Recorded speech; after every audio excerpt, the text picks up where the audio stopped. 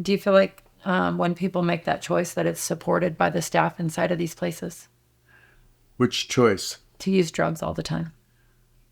Well, harm reduction says all we're doing in harm reduction is trying to get them through the day safe. Do you feel like somebody using drugs all day, every day, whether it's supervised or not, is safe for somebody? Mm-mm. No, of course not. Yeah. Especially not these days.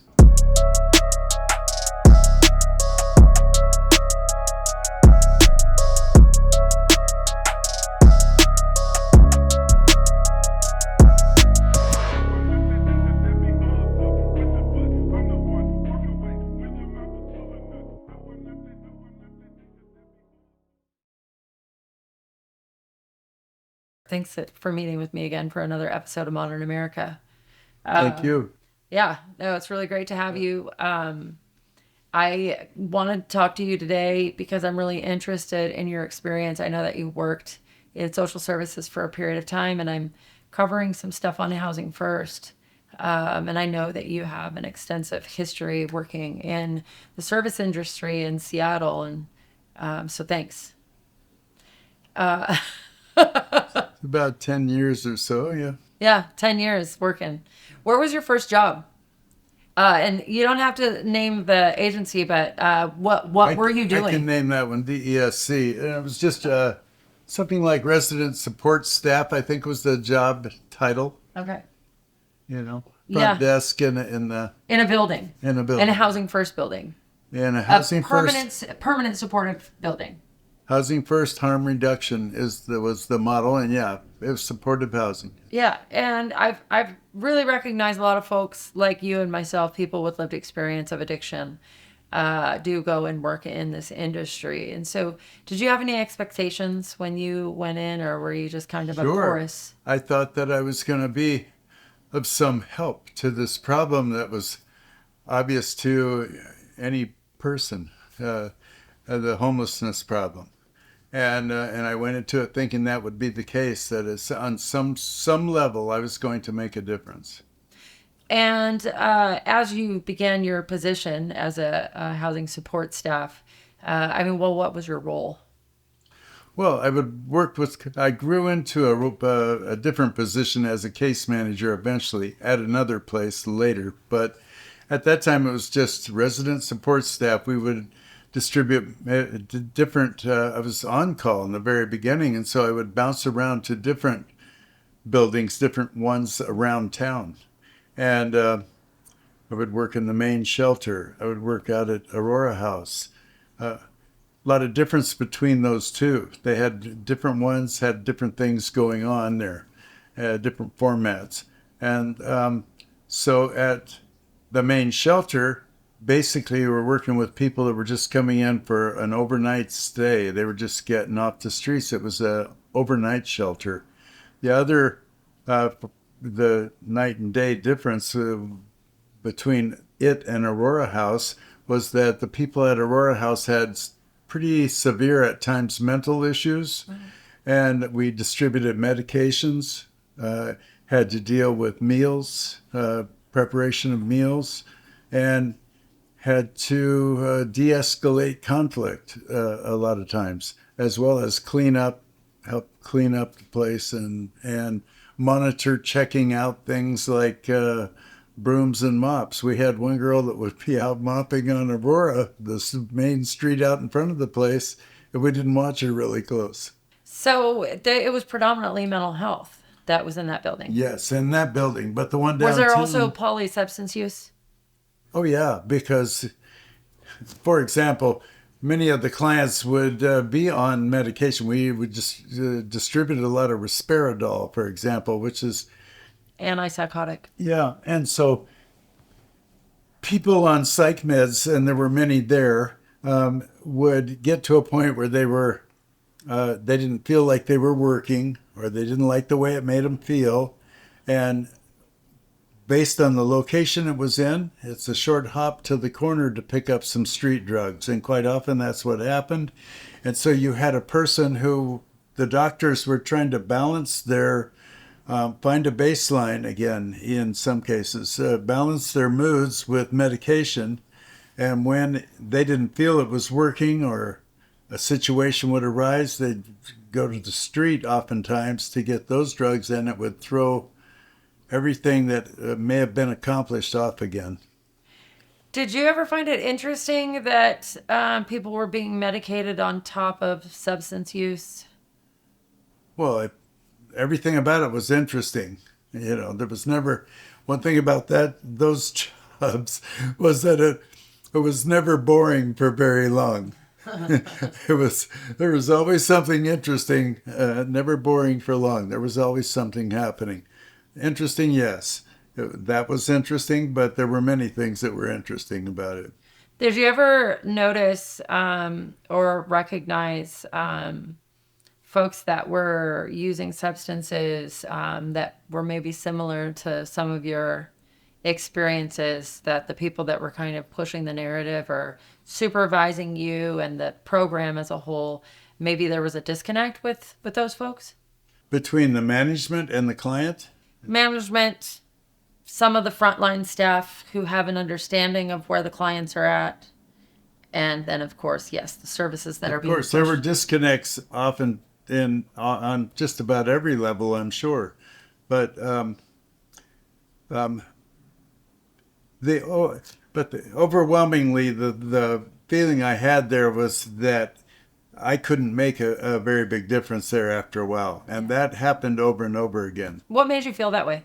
Well, as I said in the beginning, I thought I would be able to make some difference, be of some help. And there were times when I did feel that way a little bit, but in the end, I didn't see progress happening. And maybe I'm just impatient. Do you feel like you had autonomy, though, to actually encourage and support people to do the things that would give them a little bit of freedom? To encourage them, yes, but there are boundaries always in that field. And can you? I'd really like it if you would expand a little bit on that concept of there are boundaries in that field. Well, for example, we don't give out phone numbers. We don't let them know too much. What I remember being emphasized is we don't get too close to the client. And if you can't get too close to the client, there are times when you might be able to help with something that they're going through, but you can't because it's not encouraged. In fact, it's discouraged. It's discouraged to be an intentional support to that individual, is what I'm hearing you say. You could put it that way. Yeah. So when you hear the phrase permanent supportive housing, what really comes up for you? I mean, what was your expectation before you were aware with the idea of permanent supportive?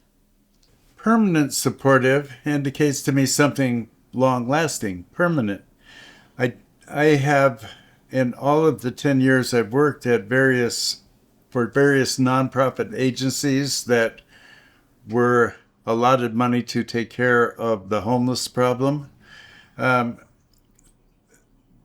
didn't see a lot of successful, permanent, positive situations in the end, I guess is the frustrating part about it. I don't think that they are, for the most part, designed for success.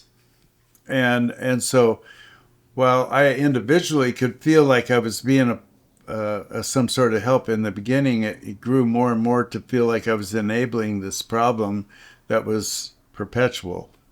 Do you feel like the help that you knew that you should be giving to help an individual to improve their quality of life and the help that you were mandated to give under your employment contract were very different? Say that again, I'm sorry. So the help that you knew as a person, the help that you intended to provide when you took this position, the kind of help that you knew would help a person improve their quality of life, do you think that was very different than the help that you were mandated under your employment contract? Or are they different? I'm not sure in the very beginning that I knew what was the way that I could help. For sure. But as time went on and my experiences kind of were expanded over time, and different kinds of clients that we worked with and different management protocols at every building that I went to or program that I worked for, there's a lot of mismanagement going on, so therefore it was difficult to maintain any continuity. And I think that the clients feel that too. And so there was nothing. Oftentimes, the case manager would be there to work with the clients, but the clients either didn't trust them or didn't know them well enough. They weren't there enough of the time when it was critical, that they didn't have that connection with the case manager, or the case manager was, in my mind, not very good at what they do. They weren't working on those needs that they were there to work on, oftentimes. What was your role? I mean, what was the mandate or I the... became a case manager eventually at a different place than Aurora Right, House. but as a case manager, what was your role, or what was asked of you to provide the folks that you were working with within housing? I was a specific type of case manager, which was the coming home case manager. So that was my role there, at least at the time I was hired for that, was to work with newer clients to make sure that they had stuff, clothes, toothbrush, toothpaste, and connect them with things that they need, immediate needs. And eventually it grew into trips to Social Security to work on their financial situation, sometimes to get a payee, DSHS, the phone connection for the Obama phone or whatever. But that was my main function there.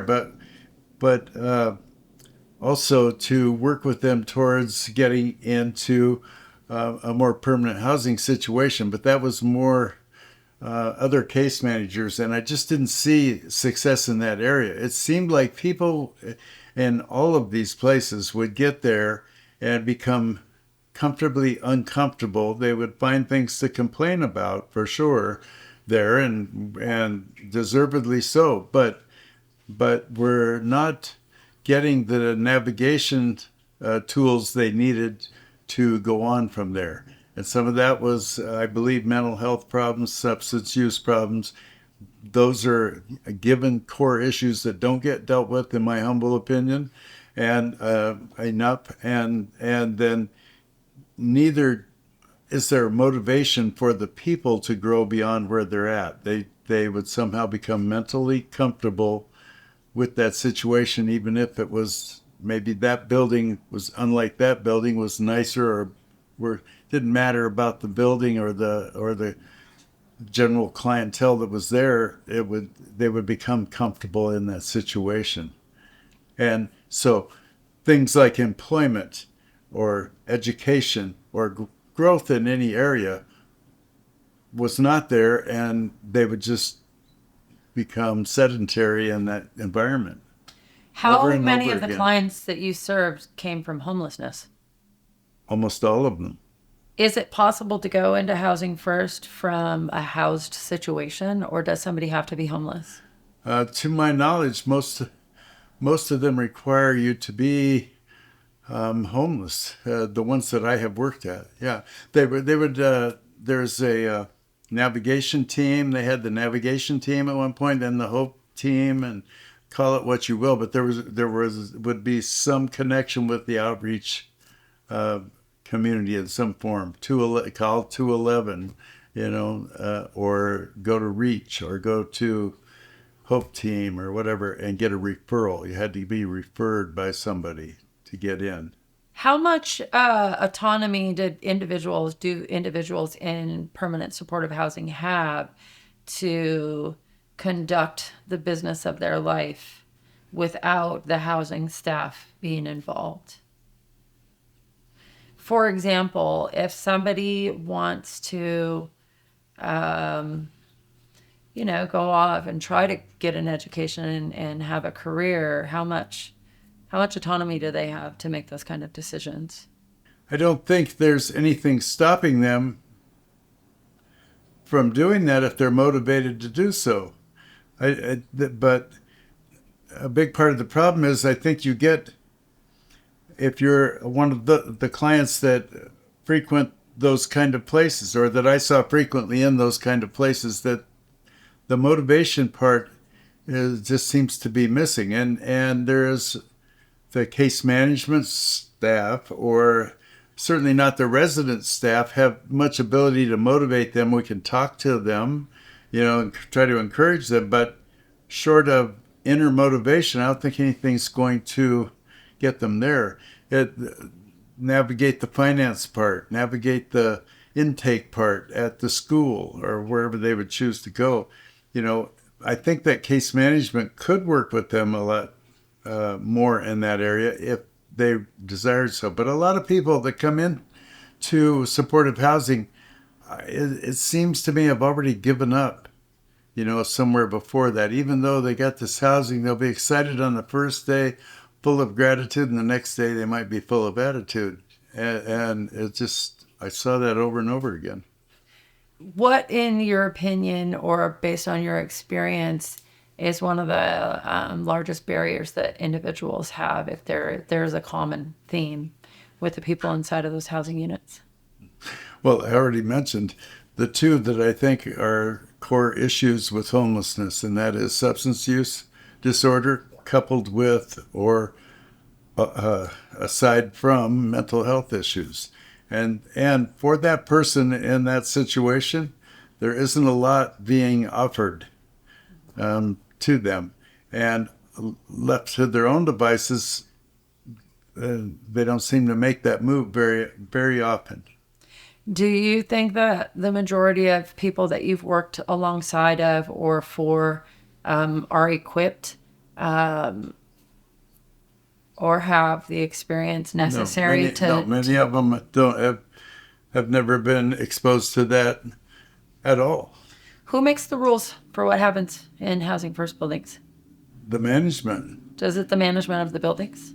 Well, the general, there's usually policies and procedures manual in each one that is sent down to the building from the hierarchy within the organization, whatever it is.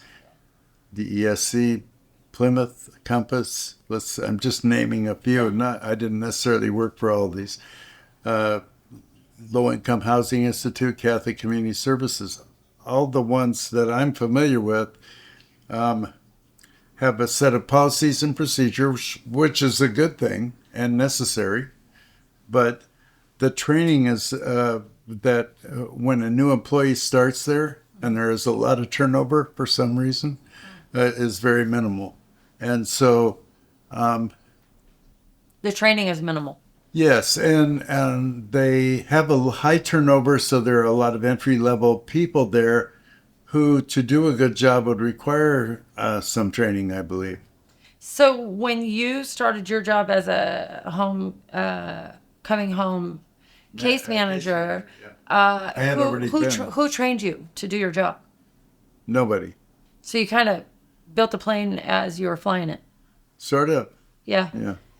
But you had kind of a leg up because you have recovered from a seemingly hopeless state of mind and body. Yeah, and there was right?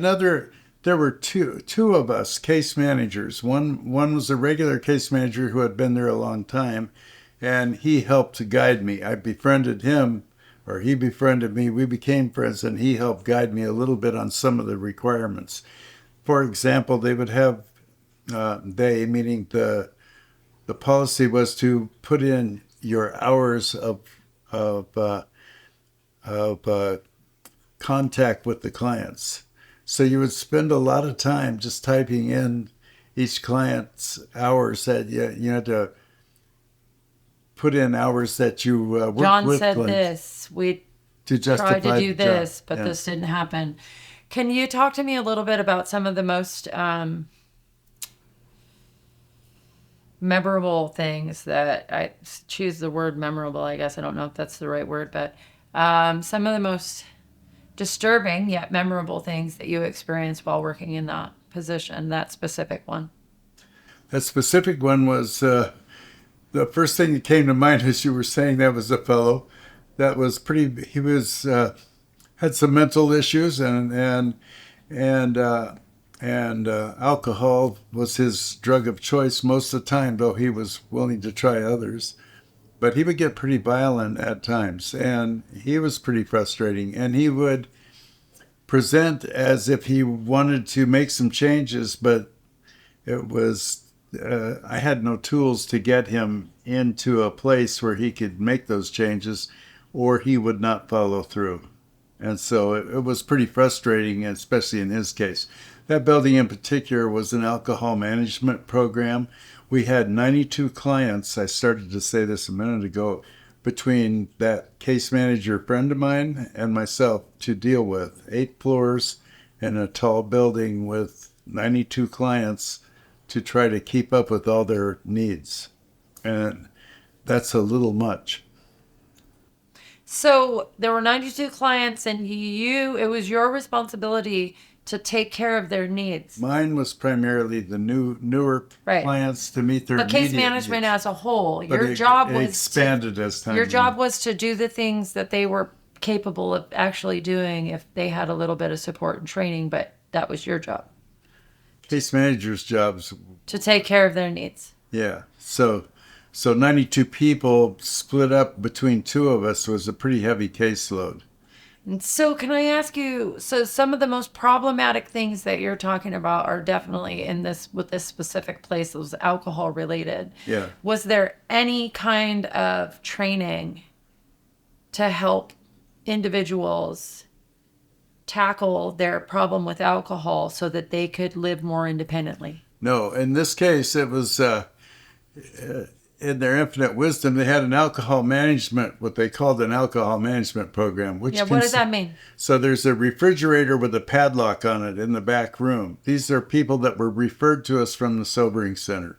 And there is a refrigerator with a padlock on it. And inside of there, the case manager, not me in this case, but the other one, would work out a deal with the client when they were referred there so that what's the minimum you need to get by, so you don't go into seizures or have any of that. We're going to harm reduction. We're going to take away the seizure possibility and the DTs and all that.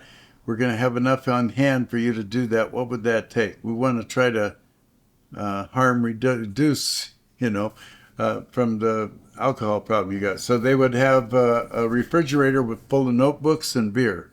And the case manager would take whatever stipend income that client got at the beginning of the month and go buy some beer.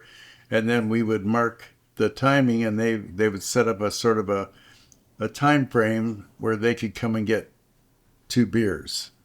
And then might come down in the morning and come back in the afternoon or whatever. But almost always that got abused by virtue of people not keeping up with it good enough, or the client trying to abuse the program and so on. And then inevitably, those clients would, on Social Security payday or whenever they got some money per month, and most of them got something from the state or federal government, they would go out and get whatever, a really good buzz on, and come back messed up.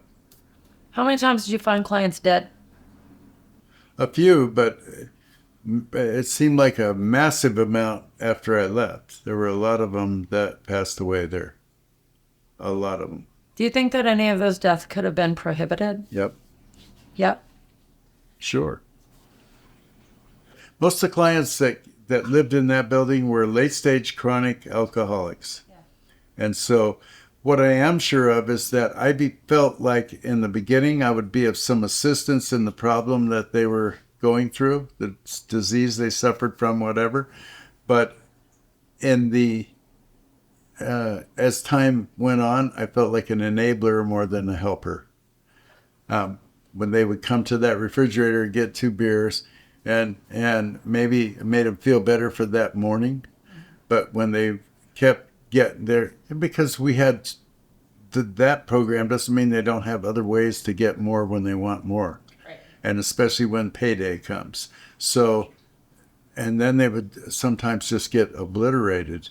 And then the problems, the personal problems that you had to deal with on those days could seem overwhelming. Okay, so you felt like you were enabling them. So what did you do with that feeling? How did you? I left. Eventually, I left. You left, so you didn't feel okay working there, and then what happened? Where'd you go? I went to another type of social services facility, yeah, that didn't have the alcohol element. But eventually, same thing there because the drug problems were so prevalent there that again, And there was a welcomed use in the next not facility? welcome, but we had sharps containers in every bathroom, And and what would happen if you found somebody using? Would they be kicked out of the program or counseled to harm improve their reduction. No, harm reduction? Okay. in fact, we had the mobile needle exchange coming through. And I implemented that in the beginning because I would find needles in the trash or foil in around the place, you know. So harm reduction says we're going to get some help of some kind, right? So So you believed in that process, or at least tried to. yeah, Yeah. And so did you continue to feel like harm reduction was an appropriate method of solution? no. In the end, I felt the same way again, like I'm just enabling this massive problem. Homelessness and addiction are running so close together, and the mental issues are part of it too. And I didn't see them at that facility getting the mental health that they needed, or even guidance toward that. And same thing with substance use. So, you know, everything stayed the same rather than So got any better. three separate agencies you Well, worked see, for. Yeah, three separate agencies you worked for or in a maybe housing one first. more. Maybe four separate agencies Yeah. that you've worked for in a housing first capacity. Yeah. And in each one, and this, correct me if I'm wrong, but what I feel like I'm hearing you say is that in each one, the housing first and harm reduction model was so destructive to the clients that you served, and that you had no autonomy to actually be an actual support to help them improve their quality of life. And I can see you actually physically looking a bit disturbed as you go through some of these memories. Yeah, you would like to think, especially at my age, at my ripe old age, I would like to think that you're contributing something in the community, the world that you live in, Yeah. right? And so I didn't get into it to work for a paycheck, Yeah. and I don't think anybody that goes there does usually for the most part. But what I didn't see happening were positive outcomes. What would a positive outcome look like? Well, I mean, even a slightly more positive outcome. Well, I don't know about slightly. Housing first, harm reduction, we're hoping to, in my mind, find a more permanent solution. We want to get the client off the street. And This is your perception of what housing this first is my harm- perception in the beginning. Right. Yeah. But as time goes on, I would still like to see those folks that we're working with get toward some kind of their own permanent housing. And other forms of growth along the way wouldn't be bad either, like we talked about. Employment, education, growth in some area. You know, regaining relationships with their children. Things that you and I have done. That's a really good. I'm glad, and I'm sorry that I'm going to stop you there because I appreciate that you brought up children. How many, and you may not have asked every client, but how many of your clients that you've served over those 10-year period, over that 10-year period, were parents? I have no idea. Okay, but some were obviously. Yeah. Yeah, and were any of the family members of these individuals included in their life in any way? Sometimes they're siblings. Okay. For sure, but siblings or parents I've met of clients that were in there, but rarely children. Okay. So, in the siblings and parents, was it ever common for them to have regular access to the apartment building where the individual lived? Yeah. Okay. Yeah. Was it pretty common? No. I wouldn't say it's common. I'd say it happened. It happened. So, on an average, if you could put a percentage on there of all of the clients that you served in those four different agencies, on a percentage scale, about how many people do you think had regular contact with their relatives that came to visit? Mm-hmm. Not very many. Less than 10%? Yeah. Less than 5%? Less than 10 anyway. Okay. So you left the work. You left that specific kind of work. Yes and no. I do something different now, but with basically the same kind of clients, and I still struggle with the success rate. Yeah. You know, it's I I'm not sure what the answer is, but I think that that that more needs to be done for sure. I don't know what the answer is. You think more money needs to be dumped into it? No, I don't think. You don't think that's the I answer? don't think money fixes it. I think that the money that's been dumped into it has not been used the best ways for to create positive results with the problems that we're dealing with.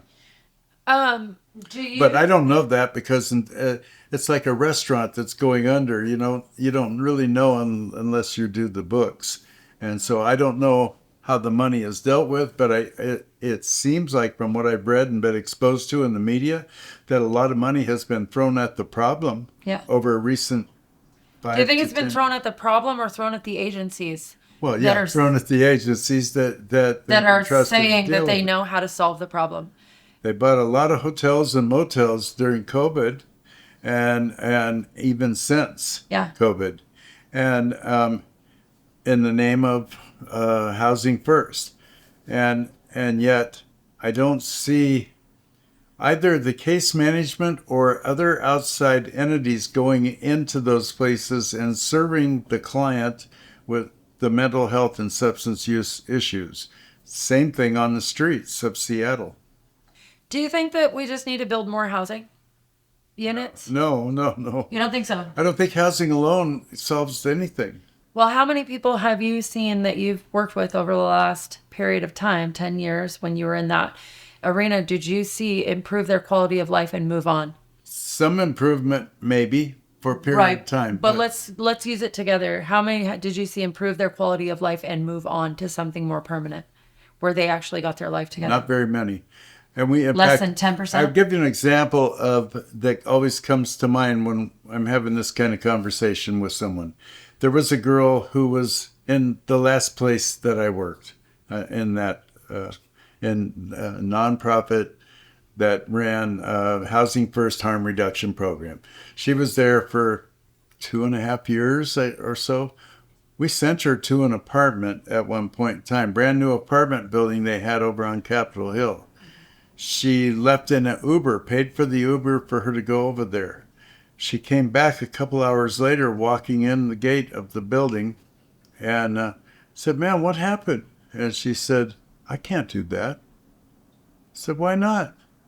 Said, "How will I do? How will I pay the rent?" The rent was a reduced amount, like $50 a month or something. Well, DSHS or something, work was not a consideration for her. She didn't think she could do that anymore, and physically she was able to because she would go out and go through dumpsters and bring in stuff and do things, but mentally she didn't think she could do an apartment and maintain it, find a way to do laundry and all that. I think they had a laundry in the building, but she came back and said, "I can't do that," and I tried to convince her, "Well, man, it's a brand new building. Take this deal." And she said, "No, I can't do that." I saw her a week or two ago up on the corner by the old Commons there at 90th and Aurora, sitting on the corner in the stoop, talking with a couple of the homies. And I'm assuming that she got exited out of that building for lack of, technically they've got a time frame that they're supposed to get housing by. And so you can only turn down one or two places and then they'll exit you. And I think that's probably what happened with her. I haven't been there for a while. But I've seen that happen too. A mutual friend of ours, I remember, stayed there for a couple of 3 years and they exited her her and her boyfriend, because they just didn't do anything for themselves. They wouldn't even work with the case manager. And they were doing drugs all the time. And that was obvious. And do you feel like when people make that choice that it's supported by the staff inside of these places? Which choice? To use drugs all the time. Well, harm reduction says all we're doing in harm reduction is trying to get them through the day safe. Do you feel like somebody using drugs all day, every day, whether it's supervised or not, is safe for somebody? No, of course not. Yeah. Especially not these days. Yeah. Yeah. Do you feel like the housing first model is a model that supports dignity, respect, and equity? Those are beautiful words, and we hear them a lot as far as that's the way we're going to treat our clients. But I don't see them walking away from housing first with those things. Have you seen anybody be evicted? Many times. Yeah. And then where do they go? To the streets or wherever they can. And then filter back into the housing on their next go round? Perhaps. Well, I worked in it, and they do. They're filtered back because what they do is they come back in and they re-engage with the social service case manager, and then we help them get rapid rehousing, who pays off their eviction fees because they didn't pay their rent when they were in the building. And Oh, you're talking about when they got permanent housing. when they get, whichever time. Yeah, whichever. So, because it's definitely a cycle. A cycle, yes. It absolutely is. I wanted to say thank you so much because a lot of people they feel the way that you're describing. They come from a similar place of lived experience with addiction, but it almost feels to me sometimes like they will protect the few and dispose of the many. And I think a lot of us come into this field so we can help the many who are very similar to us. And then we somehow attach to some loyalty for this upper sort of echelon of decision makers in this complex. The big wigs in the business. Right. The ones who have never been where we've been. And then even though what we're seeing and what we're doing doesn't jive with us in our spirit, we somehow make accommodations. Also, if you've been around it for a while, you can become kind of jaded. Desensitized, right. Other people. I did for a while until I was like, I can't do this anymore. So, yeah, thank you so much. Is there anything else that you want to share? Well, yeah, I'll just say what I think that we both think is that it should get better somehow. Yep. I'm not sure what the answer is. Maybe you know, or we'll figure it out. But I'm not sure what the answer is to the problem, but I know that it still exists, and it's really not getting better out there. I work on the streets now pretty much, and it's pretty ugly out there after dark. Yeah. If not, Do you think it's getting up even there? in the daytime sometimes. Have you seen a progression in ugliness over the last number of years? This used to be the Emerald City, right? And it was a beautiful place to be. I came here and lived here for a reason. And it's like they just said, the hell with it. Yeah. While you worked in these buildings, how often did you see first responders, police, fire, EMTs? Often. Often? Daily sometimes? Yeah. A lot of resources are going into that too. Because I'll tell you, an ambulance ride isn't cheap. No. It is not cheap. And somebody pays the bill, even if you don't have anything. Well, I think it's coming out of our tax money. Tax money, yeah. For sure. Yeah. Well, I'm on a mission to try to uncover as many stories as I can to show just the truth. I'm not trying to dismantle anything, but I do think, well, and one more question. How many clean and sober buildings, legitimate abstinence-based buildings, are available to individuals who want to change their life within these harm reduction spaces? I don't know of any. Yeah. How successful do you think people will be if they don't stop using substances that are in these spaces? The OG told me one time, he said, if it didn't change your thinking, it wouldn't get you high. The problem is it gets you, you'll be the last to know what it's doing to your thinking. So if you came into it with a little flaw in your thinking and you add substance to that, it doesn't get better. It only gets worse. That's been my experience. Yeah. Mine too. We can change things. Things can get better. But we not just if we have continue to get high. That is true. That is right. I really believe that. What is your perspective on that? we have a system right now that is keeping people high. Yeah, there's a lot of harm reduction going on, I guess, like we've talked about in the prison system and out here too. Yeah. And so you can't. I don't. I don't think it's a bad thing if somebody has some parameters they have to follow to get them off of the withdrawal symptoms, but to have an ongoing program, I don't. To me, if you're on methadone on a maintenance program, I've known people that were on it for a lifetime, and so this is a delicate computer, that guy told me, and if you keep putting substance into that computer, the decisions that you make are not designed for success. So if you really want someone to be successful, that part has to go. You have to have a clean your hard drive, allow it to. The body and the brain are an amazing machine. Give it a break and watch things improve. Some people say it doesn't get better; it only gets different. I don't believe that. I think it gets better. It gets a lot better, but it's hard to get better, right? And so we have to push past the hard. We have to keep showing We have up. a natural instinct to survive, I believe. So we have a natural inclination toward that, but something happens when we do substance, and it can change that to the point where death looks like an easy way out, a good thing. And that's illogical. It's totally illogical, but the disease of addiction is. It's like the obsession and compulsion to use something that's killing me. Why would I do that? Doesn't make sense. In a normal frame of mind, you wouldn't even consider. But it has a insidious way of creeping up on humans and making them do things they would never normally do against their values, their beliefs, their community, their children even. Yes, everything that matters. What is your perspective on abstinence based methods don't work, so we're going balls to the wall now with harm reduction and getting rid of all things abstinent? This is a thing that I've been hearing a lot lately, so I just wonder what your perspective on. I haven't heard that, but it doesn't ring true to me. Based on what I just said, it should be clear that if you are using a replacement drug to get somebody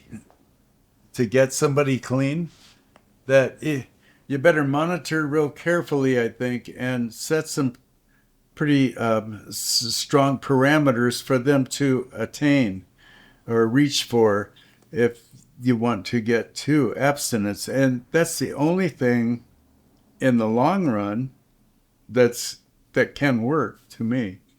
Otherwise, you have an addict that's being supported for till whenever.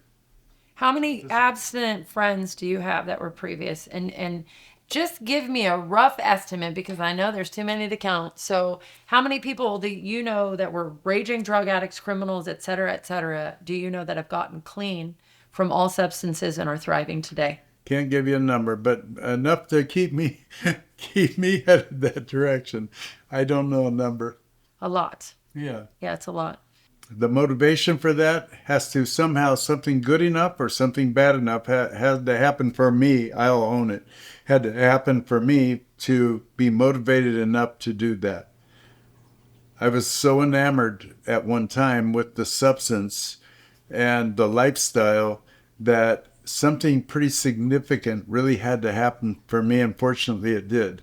Yeah. But not everybody finds that. And part of the problem is with the way things are now, the harm reduction model that we seem to find everywhere now, and the MAT programs, the replacement drugs and so on they're using, is that where's the motivation for change? Pain was a great motivator for me. I had to have some consequences before I could dig down deep enough to find the motivation to do something different. And I don't see that happening in harm reduction. No. Well, I would argue that harm reduction tries to keep people pain-free. Right. So where is it going to happen that the change comes in? We don't want people uncomfortable.